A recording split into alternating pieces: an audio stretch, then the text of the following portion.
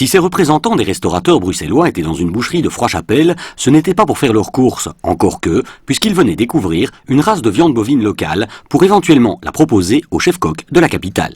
C'est de la viande de la région, nous l'avons rebaptisée la bleue de Chimay. Pourquoi? Parce que c'est l'ancêtre du blanc-bleu belge, c'est la maman du blanc-bleu belge.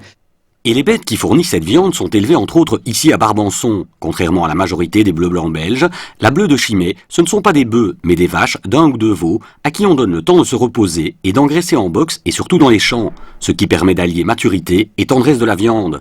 Et elles sont nourries exclusivement avec des tourteaux naturels. Une vraie bonne nourriture, toute saine, garantie sans hormones, sans truc de croissance, là, hein, vraiment toute naturelle, quoi. Je ne la nourris pas avec de la chimie, moi, non, on a dit le nom comme ça, mais aussi non, c'est tout un... Non, pas de problème. Elles n'ont pas de trappiste, c'est garanti sans trappiste. Et la bleue de Chimay a toutes les caractéristiques typiques du blanc-bleu belge, une race créée et élevée pour être tout en muscles, tout en viande. On n'a pas de déchets, vraiment la bonne cullarte, une bonne viande, bien tendre, bien rouge, hein, sans déchets. Voilà, c'est ça que nous appelons la bleue de Chimay, quoi. Hein. Dans la région, il y a beaucoup de blanc-bleu, les 90% de blanc-bleu, quoi. Et la souche de la race de la botte intéresse les Français depuis déjà une vingtaine d'années. Et ils ont développé notre blanc-bleu belge du bassin ici, du sud du Hainaut, et les élevages se sont répandus à 200-300 km à la ronde.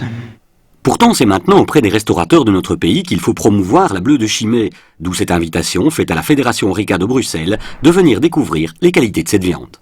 Mais c'est une viande qui, d'après ce que j'ai vu à la boucherie, a beaucoup de qualité, elle est maigre, elle peut se cuire aux différents points de cuisson, ce qui est très important, contrairement à certaines viandes qui ne supportent qu'une cuisson très légère, celle-ci supporte toutes les cuissons, donc ça peut être très intéressant. Vous allez au restaurant, vous demandez bleu, saignant, à point, bien cuit, eh bien c'est une viande qui se laisse dominer par le chef de cuisine. Un appoint de cuisson d'un baby-bœuf, d'un taureau cul de poulain, c'est encore un gros veau, ça va rester clair et ça va rester un peu sans couleur, tandis que l'avantage de cette viande, une viande de jeune vacherie engraissée comme ceci, va vous donner une viande rouge et saignante, elle va vous donner une viande juteuse. Une visite qui avait donc bien évidemment un but commercial, mais qui se voulait aussi une incitation à la promotion du goût. Et il faut faire connaître la bonne qualité aux personnes, tout, hein, parce que tout le monde se demande quoi et qu'est-ce, ils ont peur de manger du blanc-bleu, mais non, mangez de la viande surtout. Les docteurs vous disent de ne pas manger beaucoup de viande, mais mangez de la viande. Il vaut mieux manger de la viande, il vaut mieux venir chez le boucher que chez le pharmacien surtout. Cette viande permet d'avoir une saveur optimale. Ça, c'est la plus grande des choses.